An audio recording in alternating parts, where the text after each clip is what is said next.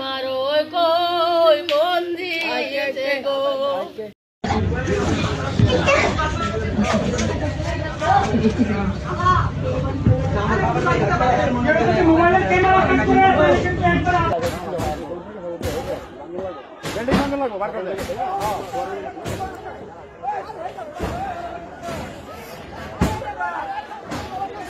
Building मंगना कर दो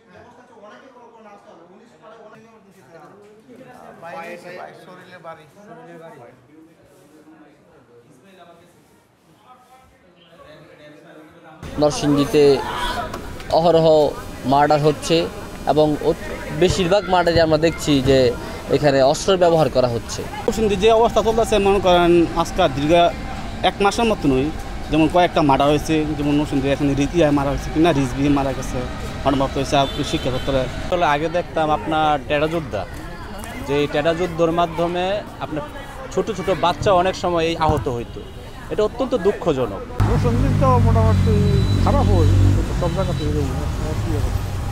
মারামারি কাটাকাটি নরসিংদী জেলায় আইন শৃঙ্খলা পরিস্থিতি এখন উদ্বেগজনক ভয়াবহ আকার ধারণ করছে। আমরা নরসিংদীর বাইরে কোনো ঢাকা বা অন্য জায়গায় গেলে বলে আপনাদের তো খুনের এরিয়া, আপনাদের এরিয়াতে বসবাস করেন কীভাবে? বিগত 10 দিনে 7 খুন, মাদক, ছিনতাই, গোলাগুলি, অস্ত্রের মহারাজ হচ্ছে। বর্তমান সময়ে অর্থাৎ আমি যখন কথা বলছি তার ঠিক 15 দিন আগ থেকে আজ পর্যন্ত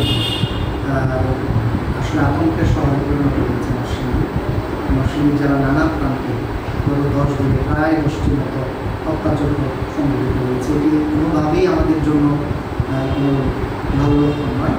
আইন শৃঙ্খলার পরিস্থিতির অবনতি সারা বাংলাদেশই, তবে তুলনামূলকভাবে নরসিংদী একটু বেশি।